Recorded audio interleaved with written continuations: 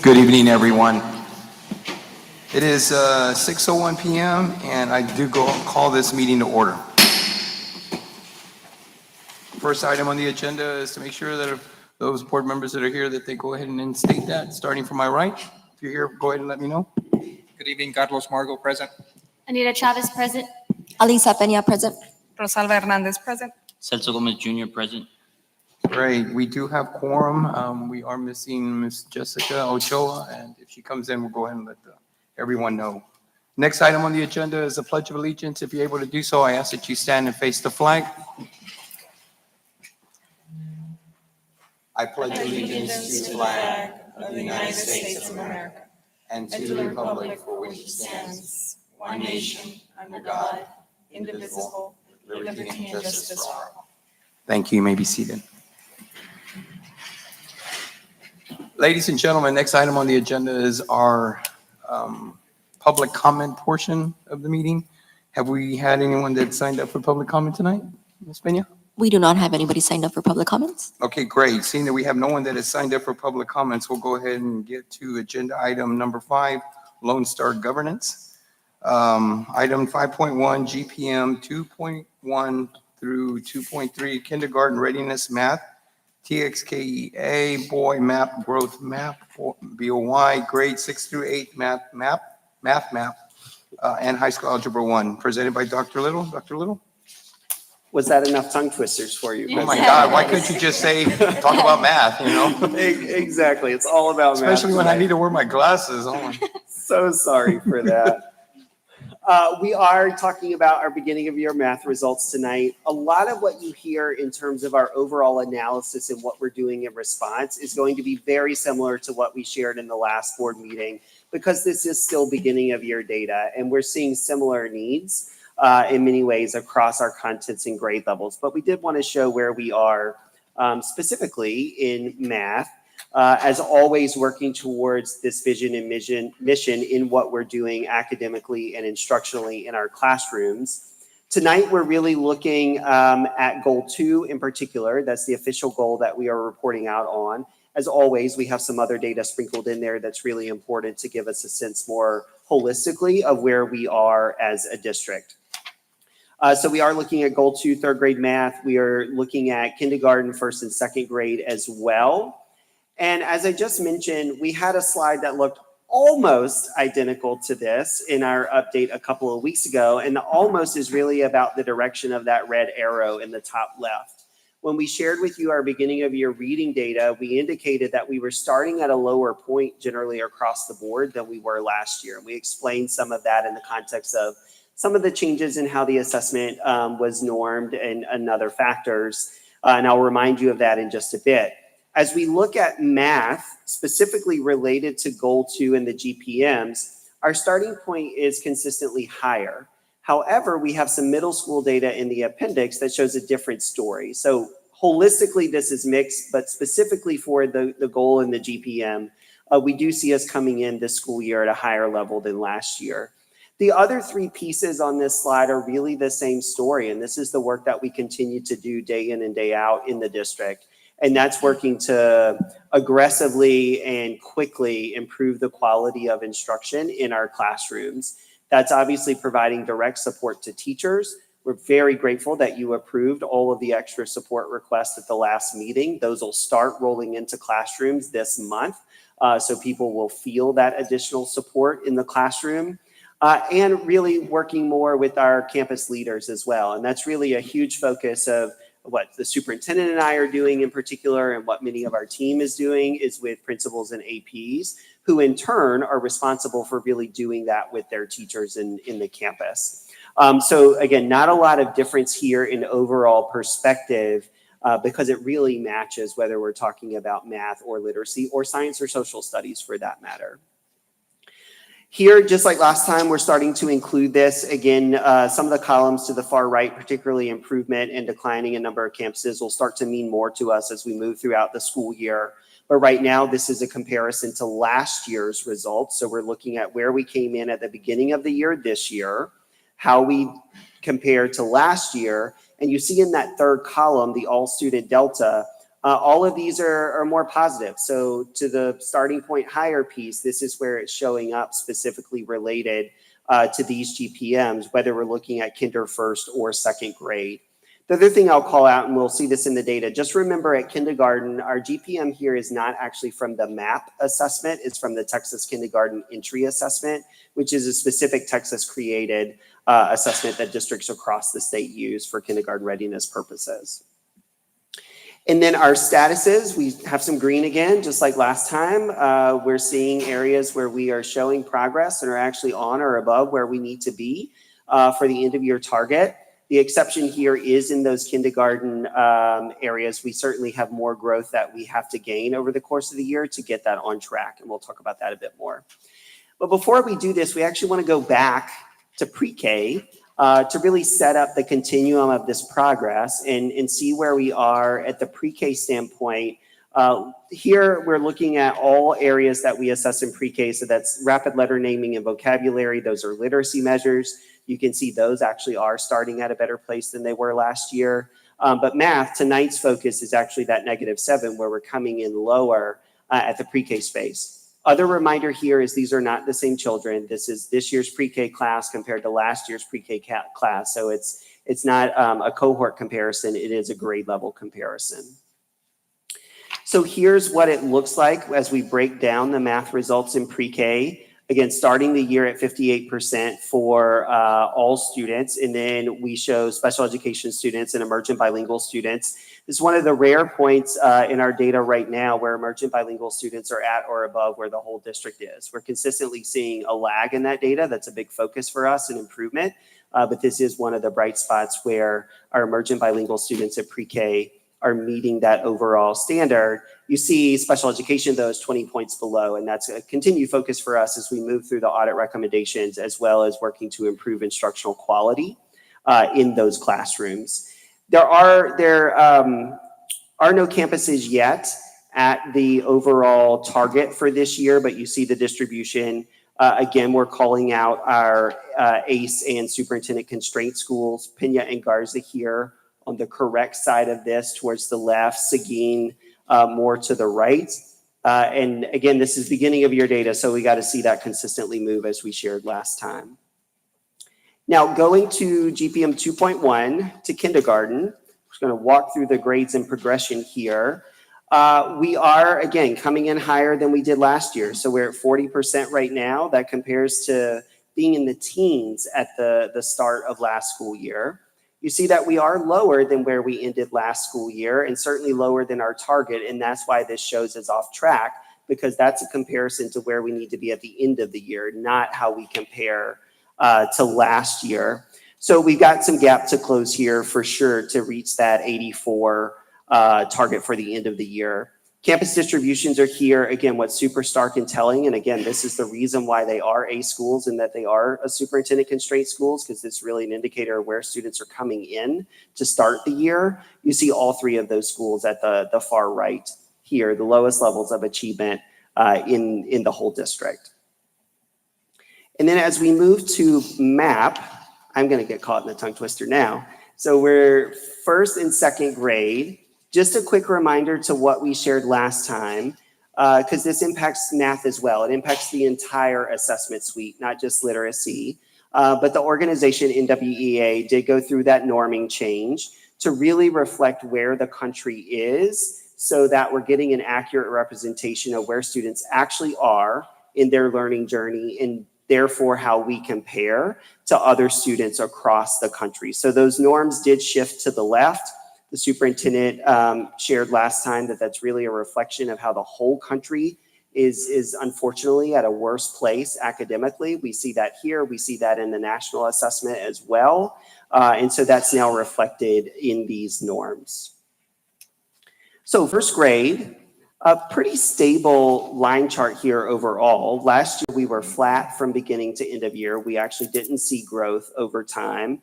We're starting at a higher place, so higher than our target for the end of the year. Again, we got to maintain that. That's our challenge, is to stay at or above that 38. And we do have campuses that are above and well above that at this point. So that's a positive indicator in this grade level for where we can go for the rest of the school year. I would call out here, as you look at the table at the top, our work certainly continues to be supporting our students who need it the most, and that's those in special education and our emergent bilingual students, because there are significant gaps here between them and the overall student population. And in second grade, we did have a little growth here throughout last year. We're coming in quite a bit stronger at the start. Again, you see most of the campuses here are at or above this year's target. So again, challenge here is maintenance of that strength and holding it and improving it across the board as we move towards the rest of the school year, and really taking advantage of students coming in at this level so that we can, through the HQIM, through the coaching that we are providing, through direct explicit instruction of how to do math at the first and second and et cetera, grade levels, that we are improving our students' knowledge, skills, and abilities in these spaces. And the other thing we wanted to share as we think about the extra support that's coming into our campuses is a bit of what's been happening with the current support that's been provided thus far this school year. So as a reminder, Great Minds is the company that actually produced Eureka. Like, they are the publishers of Eureka. Now they are working with us to support the Bluebonnet version of that, which we are implementing this year. Carnegie as well in our middle and high school spaces, 6th grade up to Algebra 2. These numbers are going to balloon quite a bit with the extra support that's coming in, but you can see already thus far in the school year, you've had 180 plus classroom visits by Great Minds throughout our elementary schools, working with teachers, providing observation and feedback, engaging with campus leaders, supporting in PLCs, which again is the time and space where teachers are planning for what's coming up. And in the secondary space, it was 70 plus visits. That's fewer schools. That's part of why the number is lower, because it's just a different population. But there's a lot being poured into our classrooms, our teachers, and our leaders to help see improvement in these areas. And that's what's going to continue to expand as we have even more presence from these partners in our buildings on a regular basis, providing that coaching, support, and training. And so that leaves us with what we're doing. Again, in response to this, very similar to where we were in the literacy space.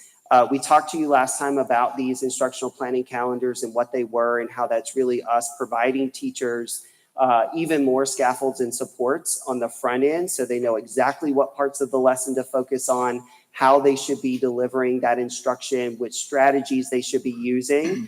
That exists in all of our core content areas. So that's literacy, math, science, and social studies.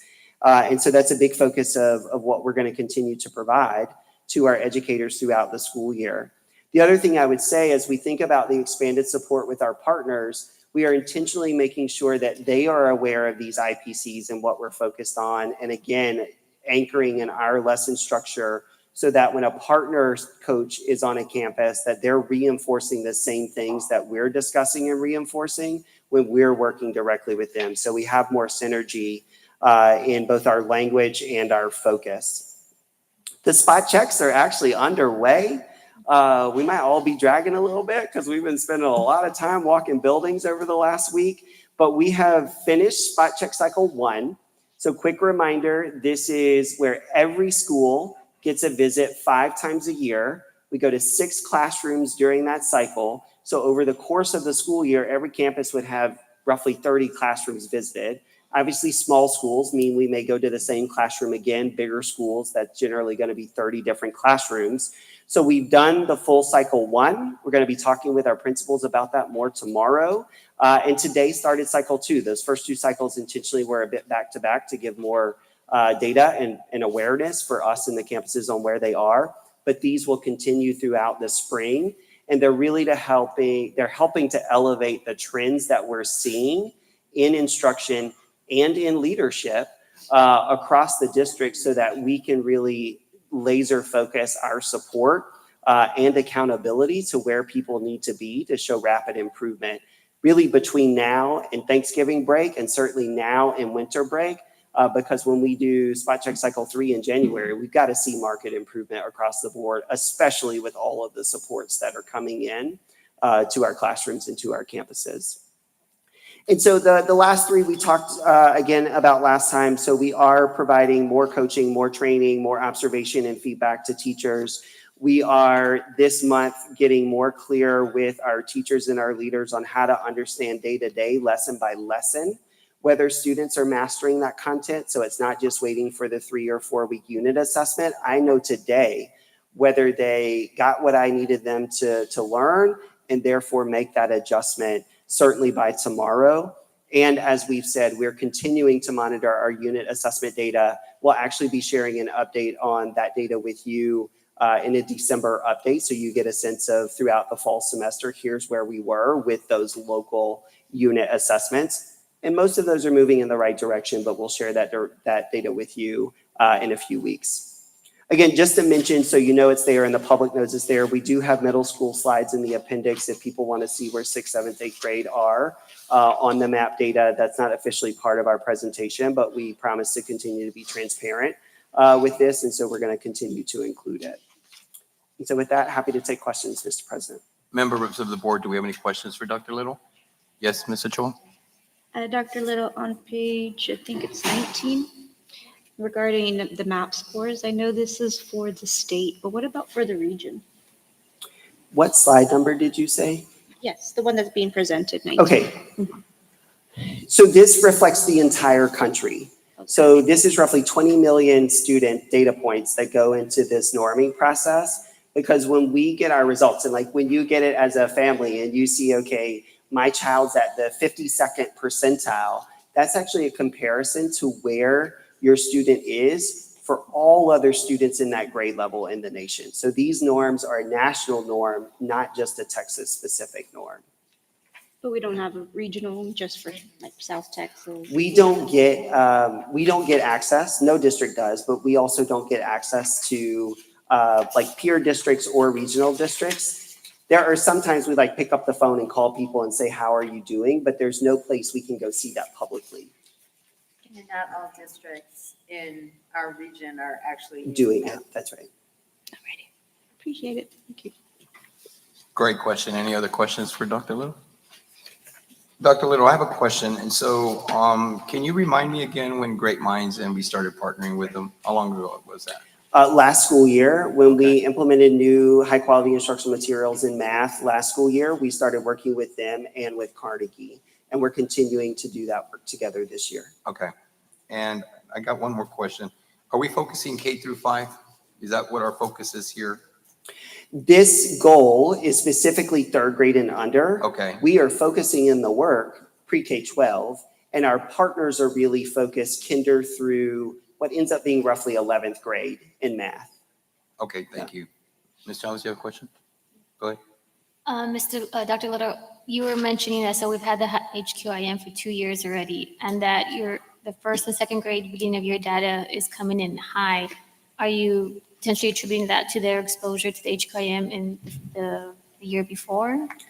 I want to tell you absolutely yes. I don't think we know that definitively. And part of what we got to continue to see is students maintaining and growing on that level of performance as teachers are continuing to get settled in the new curriculum. Part of why this very first slide, excuse the scrolling, is similar to literacy. Even though it is year 2, we are still seeing teachers struggle with actually doing the direct teach on the skill. So I'm not going to pretend that it's all because we changed curriculum last year. I certainly think that's a contributing factor, but what teachers are doing with it every day still matters the most, and we've got work to do there. Thank you. Ms. Ochoa? Dr. Little, I know previously you mentioned that on certain campuses, principals are allowing teachers to come in after hours or during the weekend.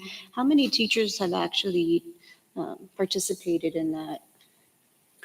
I don't have the quantitative number for you. As we are talking with principals,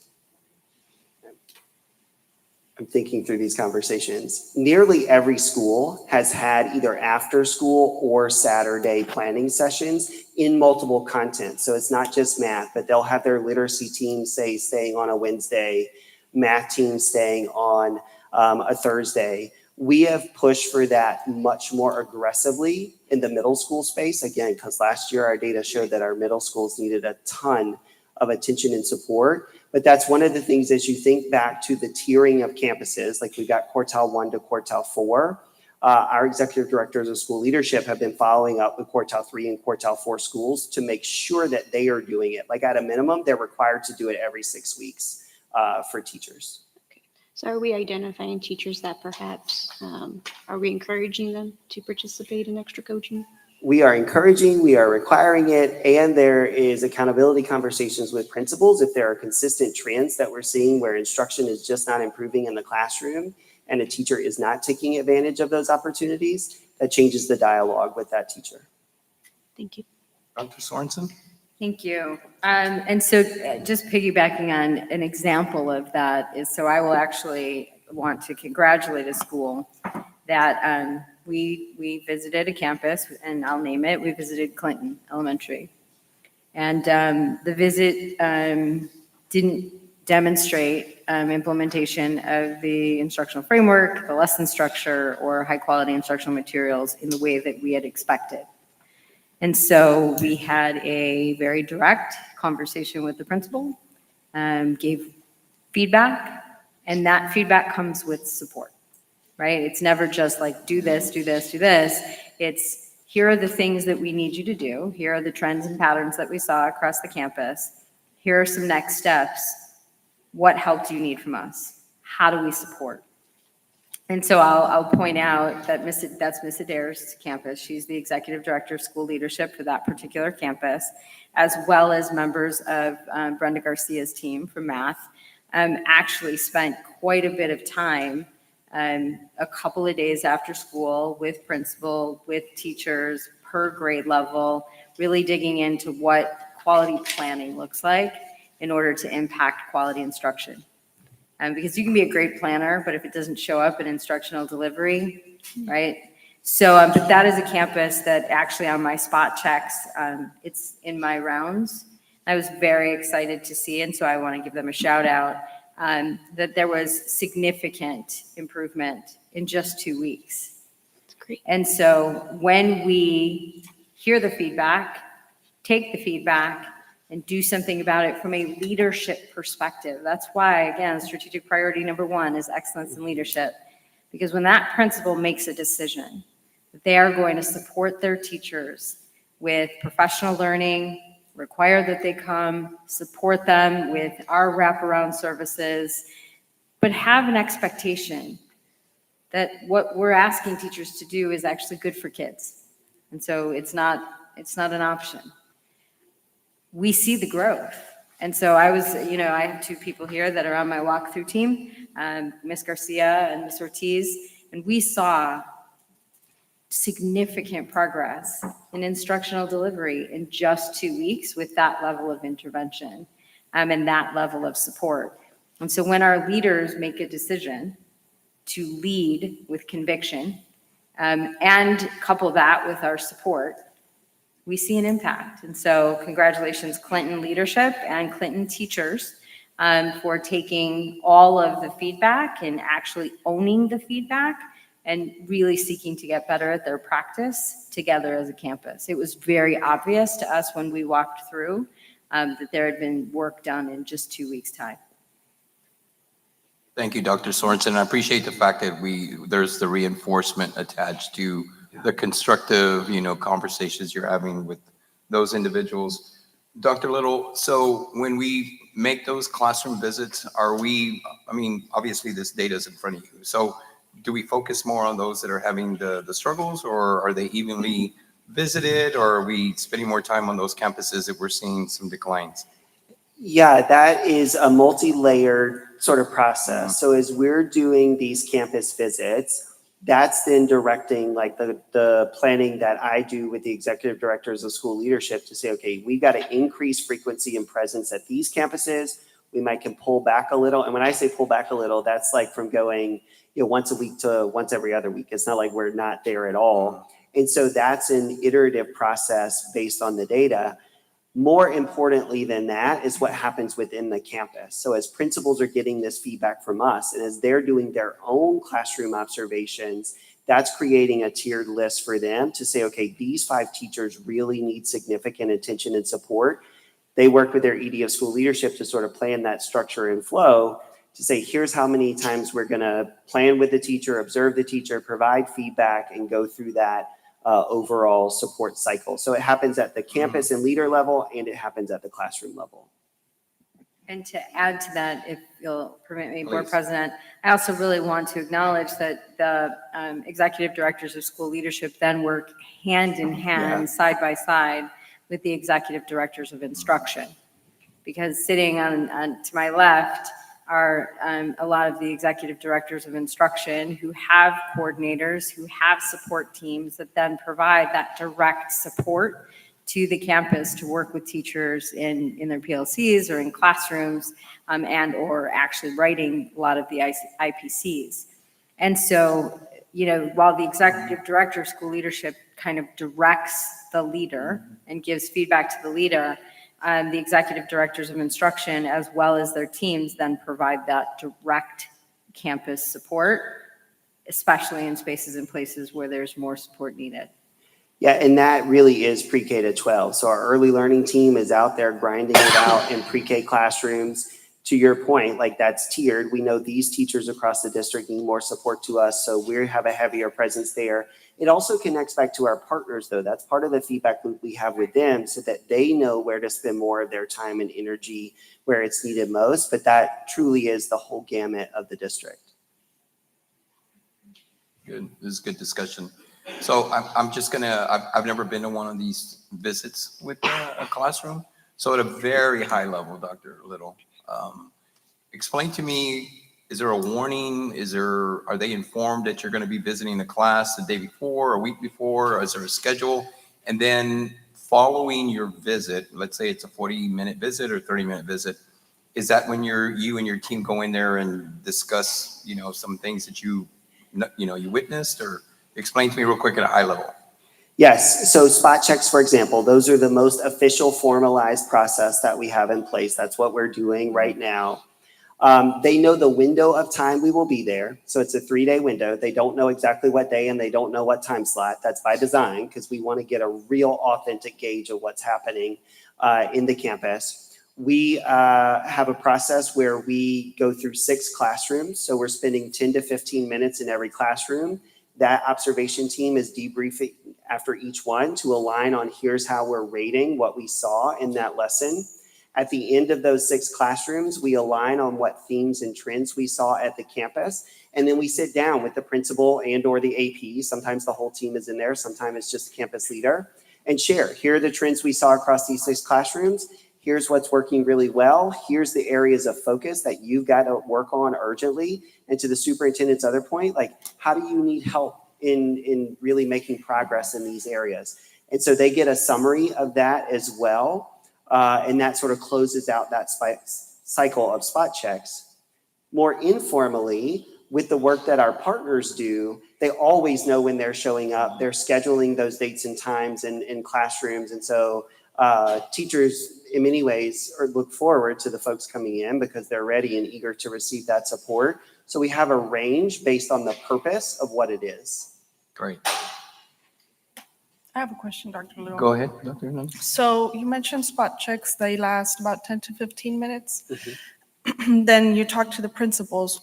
Is there a time frame, a specific time when the principals report that to the specific teachers that you saw? And then do the teachers have a way to communicate if you guys mentioned something that they did at another point when you guys weren't there or anything, like feedback more than anything, back and forth? Yeah, so I want to start with the last point first because this always comes up with teachers. I did this just before you walked in the room, or I did it just after you left.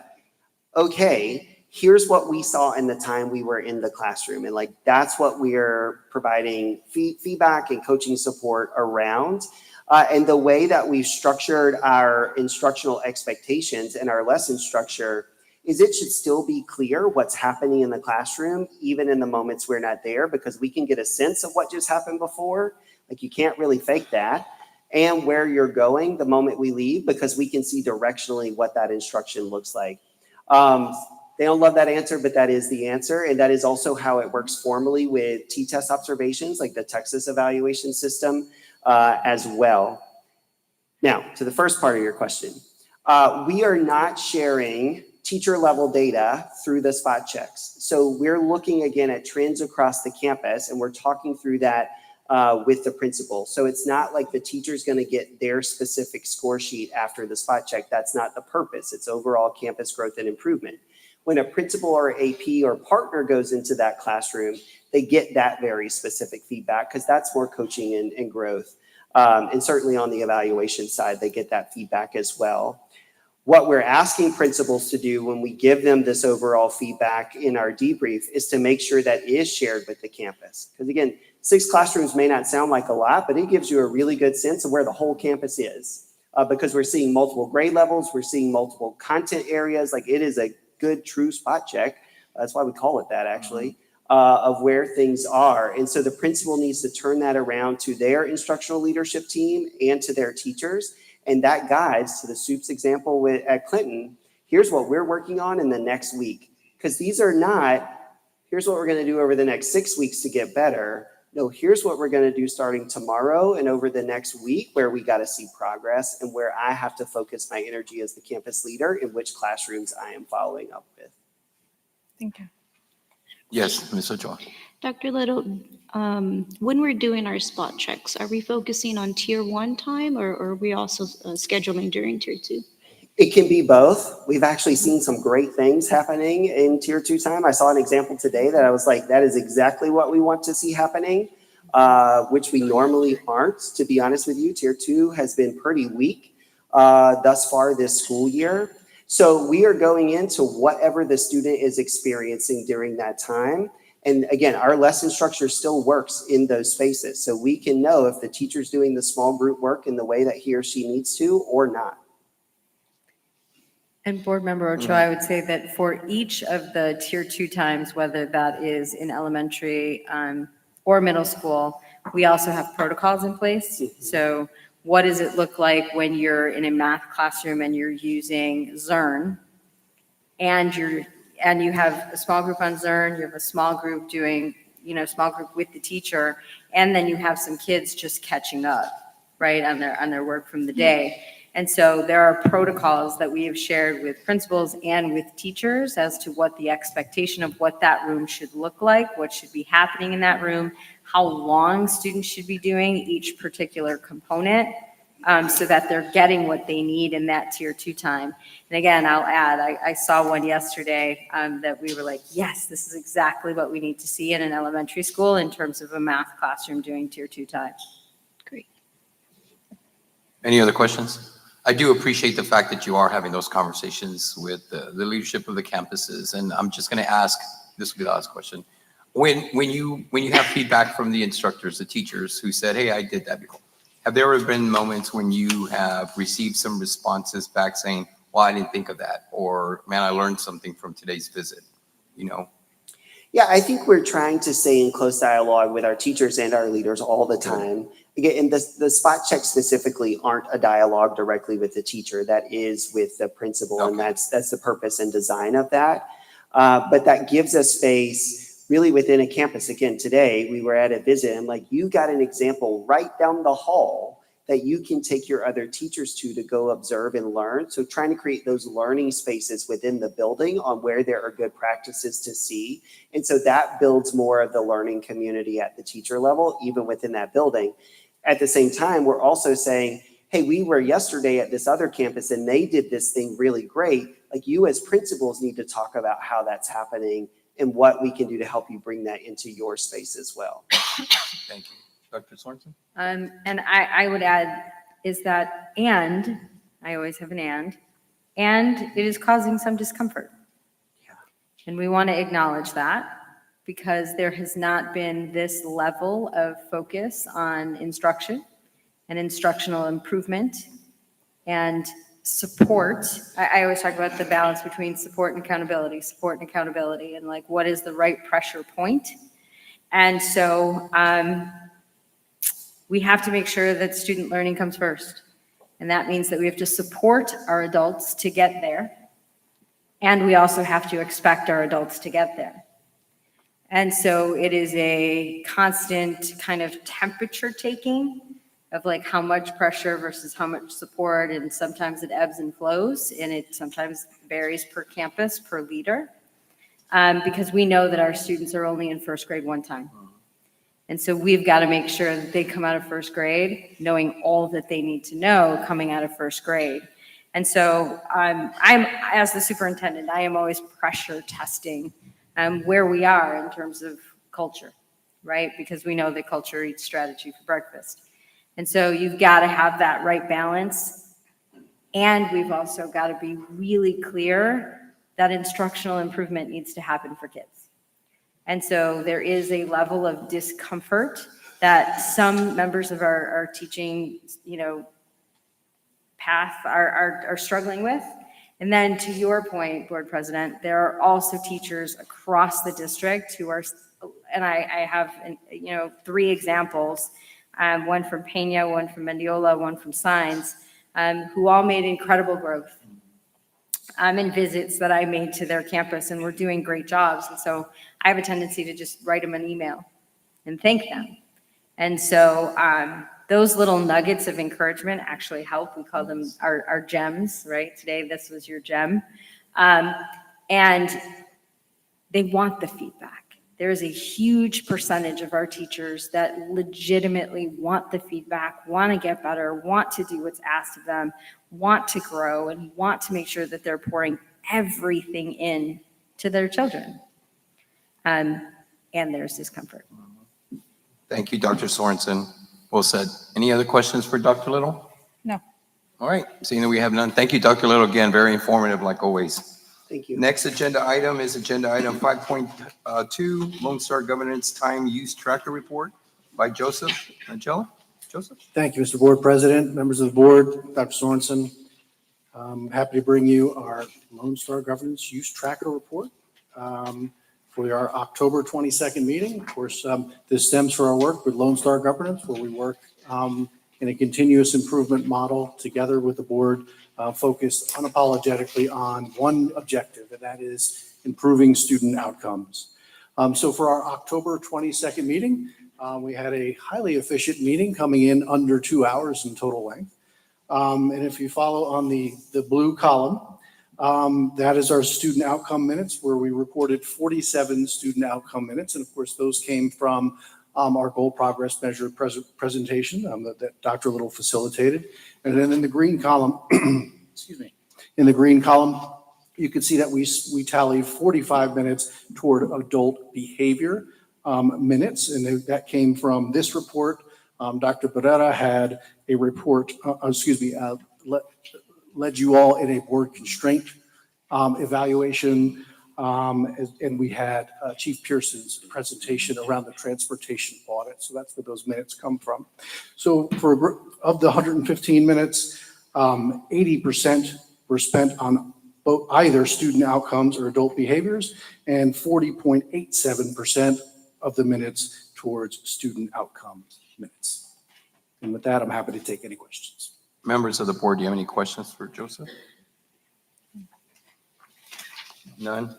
I want to say, so Joseph, prior to you getting to our LSG time use tracker, the actual chart, I always appreciate the fact that you give us a cover page that reminds us of what the role is of not only the board, but why we're here. So I appreciate, and today you put it on page 31. So I appreciate that you give us that prior to the chart. Yes, sir. Thank you. I really do. Any members of the board have any questions for Joseph? Thank you, Joseph. Appreciate it. Next item on the agenda, ladies and gentlemen, is 5.3 La Joya ISD School Board Operating Procedures presented by Dr. Diana Barrera. Ms. Barrera, welcome to La Joya. Good evening, Board. Dr. Sorensen, President Alvarez. This evening, I want to share with the community that we are bringing the official board operating procedures that we've worked on for a number of months to you for approval so that they can become the way we operate. We developed these procedures so that we have a framework to improve student outcomes, which is what we want to do and why we're here, through a collaborative work between the board and the superintendent. That's part of the framework from LSG as well, working together. So these procedures, they actually codify the work that you're doing, the roles and responsibilities of the board members, of the board officers, of the superintendent, to make sure that we have a strong foundation for a collaborative relationship focused on improving student outcomes. So the process that we use is, if you'll recall, we had a board workshop on August the 2nd on a Saturday, and we talked about different components. We looked at a number of different components from a number of different districts across the state to see what are the different areas and components they had in their procedures. We made sure that we were going to include the Lone Star governance components, the framework and all the important parts, because we know that that grounds us. That is how we organize ourselves as a board and as our work moving forward. We got feedback from you guys on that day and beyond as we had different iterations of the actual board operating procedures. We would share drafts with the board, we would get feedback, and we would make changes. We asked the board, what are other areas?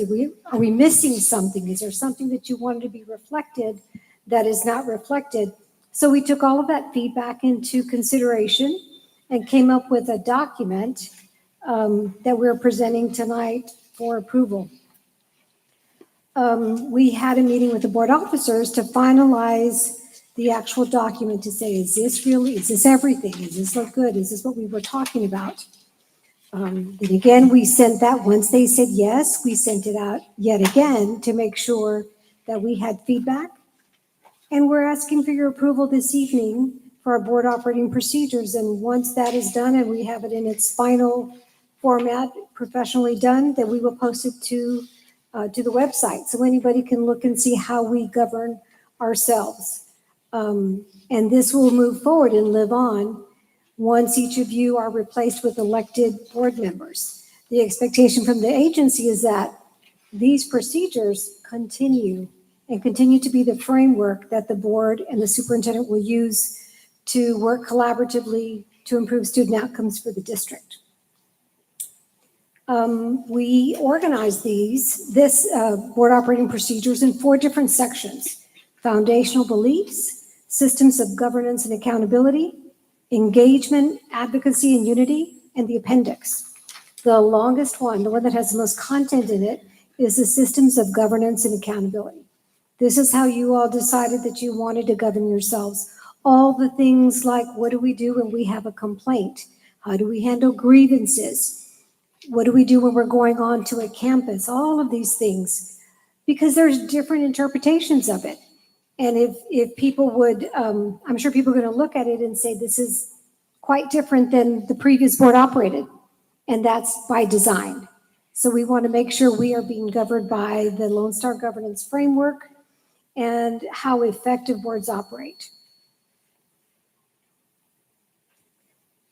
We want you to know that this document is iterative, meaning we can add to it, we can change it, but we wanted to have a base document that is going to guide how we work together. Throughout this document, we reference board policy. So wherever we could, we would reference where this is coming from, right? So we looked at our local policy and added that there, and anything additionally that was not in policy. We want to make sure that the changes that we make in the future, that they must clarify the roles and responsibilities of the board members, the officers, and the superintendent. Our goal is to continue to provide clarity and distinction among the roles, in between the roles. We will review the document yearly to put it up for discussion for any possible changes. And we will generally review this, or our plans are to review this every year at our summer workshop. See, is there anything else that we have questions on? And throughout the year, I'll be making notes on anything that I hear you talk about that you want to add, so that when we get to that date, I can already have those suggestions, right, for you guys to discuss. Then we will approve and implement the document once all the changes have been approved by you guys informally, and you officially approve it at a board meeting. Any questions, anybody? Members of the board, do you have any questions for Dr. Barrera?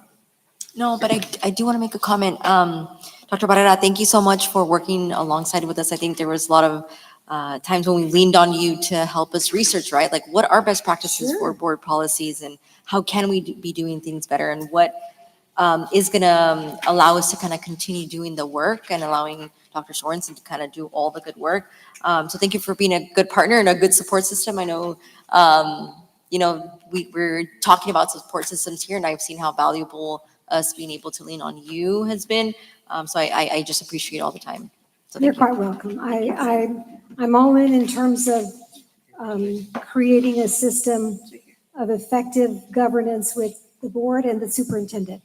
And I'm very pleased with the progress that you have made up to this point and look forward to continued progress in the years to come.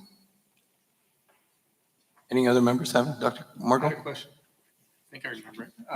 It had to do with the changes or revisions. You said typically once a year, but changes can still be made throughout the year, right? Sure, At sure. any time? Sure, It just would require a full board approval. right.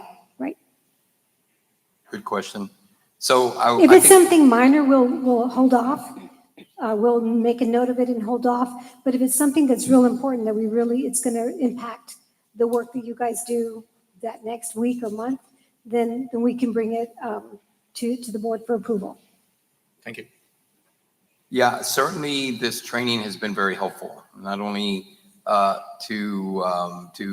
the purposes of serving on this board, but I've actually taken it into the private sector where I serve on other capacities. So I really appreciate everything I've learned and what the role of a board member is. So thank you for that, Deanna, and for the reminder of what our roles are. Members of the board, do you have any other questions? All right, Doctor. I Thank appreciate you. it, Dr. Brilliant. Have a safe trip back. When you head back. All right, before I get to our next agenda item, which will be 6, let the record and the minutes show that we do have everyone here and that Ms. Ochoa, board member Ms. Ochoa is here. Her time was at 6:11. So thank you for that. Next agenda item, as I mentioned earlier, is our consent agenda item. Do I have a motion? I move to approve the consent agenda. Do I have a second? I second the motion. All in favor signify by saying aye. Aye. All opposed, motion carries. Next item on the agenda, ladies and gentlemen, is our agenda item number 7. Will be in closed session. The closed session will be held for the purposes authorized by the State Open Meetings Act, Texas Government Code Section 551.001, 551.071, 551.072, 551.074, 551.076, 551.129, and 551.0821 concerning any and all purposes permitted by the act, including but not limited to the sections and purposes listed below. It is now 6:49 PM. We will be going into closed session.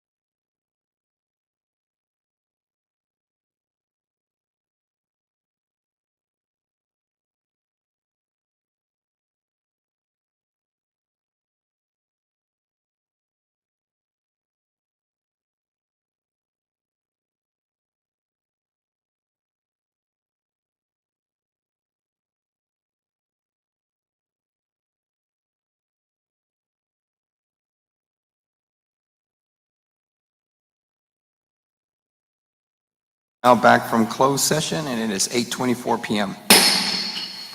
Next item on the agenda is the calendar. November 2025 is Anti-Vaping Awareness Month, Native American Heritage Month, and Diabetes Awareness Month. November 8, 2025 is STEM Day. November 11th, 2025, Veterans Day. November 11th through the 15th of 2025, School Psychology Week. November 19th through 2025, November 19th, 2025, regular board meeting is our next one scheduled. Before we adjourn, do I have any comments? No. From the board or anything from you, Marcy? Dr. Sorensen? I just, again, want to publicly thank everyone for yesterday's event. First, starting with you, board. None of what we did yesterday and really, dedicating the field over at La Jolla High School to Coach Rod and all of the upgrades that the field's going to get and the Lady Coyotes would not be possible without this board saying yes. So first of all, thank you for not only saying yes, but being really supportive about the vision for our facilities upgrades and also honoring a coach that deserves so much and left a lasting legacy on our district. So, and then of course, I want to thank the team and Chief Pearson, thank you so much. It was such a wonderful event. The family I know was just touched and moved. And thank you for doing everything possible to make it great. And I also did publicly thank Ms. Crespo for, of course, helping us to fund it. And so thank you so much. It was incredible. But none of it happens, of course, without a team. And so Blanca, of course, thank you to the comms team. You guys also are just always there to make every event special. And so thank you so much. Thank you to the athletics department and the operations department. Everyone just made it a really special day for our district, for our community, but most of all for Coach Rod's family and the entire athletics community. So I really just, again, wanted to thank everyone for making it special for our girls who are looking forward to a great season ahead. Yeah, I'm looking forward to going to the first game. So, anyone else have any comments before we adjourn? Just to make it clear, did we have anything, Dr. Little, that required, or Dr. Sorensen required board action or any? Okay, great. I do have something that I need to read before we do adjourn, and this is coming from TEA, and it was addressed to Dr. Sorensen and myself. The purpose of this letter is to notify you that on October 8, 2025, the Texas Education Agency, TEA, conducted a quarterly review of all the conservators and management teams appointed to oversee district operations throughout the state. On October 29, 2025, I reviewed and approved the agency's final recommendation. This review was conducted in accordance with the requirements of the Texas Education Code 398.003B. In addition to the review of conservators and management teams, TEA conducted a review of all TEA monitors and board of manager replacements or placements. At this time, it is my decision to continue the appointment of the conservator and the board of managers for the La Jolla Independent School District. Any questions that you have should be addressed to Garrett Black in the Division of Governance Interventions at garrett.black@tea.texas.gov. And this is coming from Steve Letchlow, who represents TA. So I was asked to read it. Any questions or any other further remarks before we adjourn? Okay, seeing that we have none, do I have a motion to adjourn? I move to adjourn this meeting at 8:28 PM. Do I have a second? I second the motion. All in favor signify by saying aye. Aye. All opposed, motion carries. We are adjourned.